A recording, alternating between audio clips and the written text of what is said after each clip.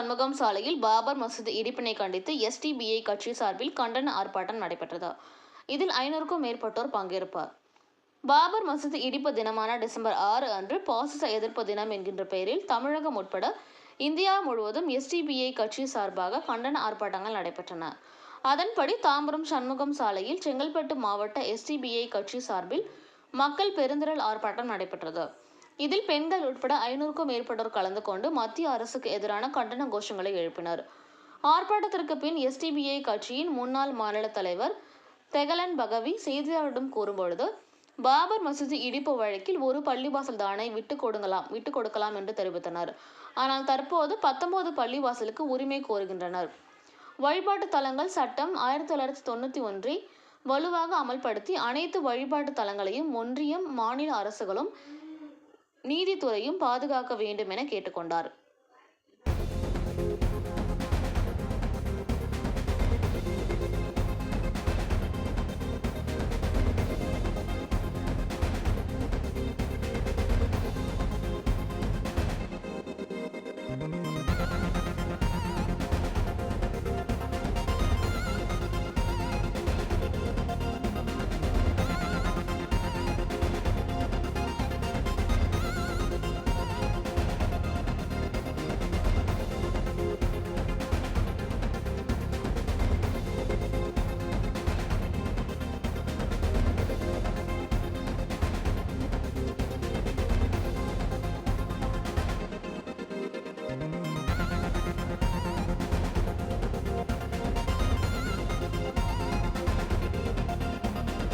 இது ஒரு பள்ளிவாசல் இடிக்கப்பட்டது என்கிற நிகழ்வு மாத்திரமல்ல, அப்போதே நாங்கள் முன்வைத்த ஒரு செய்தி, இது ஒரு மசூதியோடு நின்று விடாது. சமரசம் செய்து கொள்வதற்காக, வழக்கை முடித்து வைக்க வேண்டும் என்பதற்காக RSS கைப்பாவையாக சில நீதிபதிகள் செயல்பட்டு இந்த வழக்கை முடித்து வைத்திருக்கிறார்கள். ஆனால் இது ஒரு மசூதியோடு நின்று போகாது என்கிற செய்தியை அப்போதே நாம் உறுதியாக சொன்னோம்.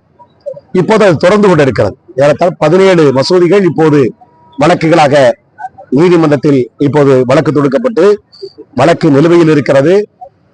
தொல்பொருள் ஆய்வுத்துறையை பயன்படுத்தி உடனடியாக அங்கே ஆய்வு செய்வது.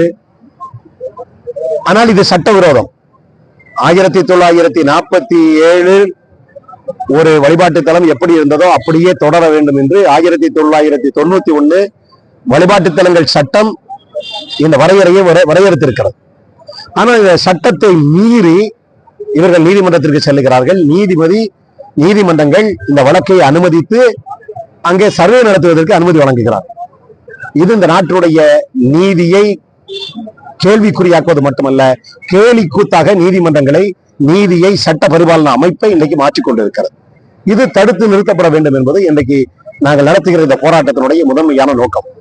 1991 வழிபாட்டு தலங்கள் சட்டம் மிக கடுமையாக அது அமல்படுத்தப்பட்டு அந்த சட்டத்தின் அடிப்படையில் மசூதியாக ஏற்கனவே இருந்த இடம் அது கோயில் என்று சொல்லி கொண்டு வரப்படுகிற வழக்குகள் தள்ளுபடி செய்யப்பட வேண்டும்.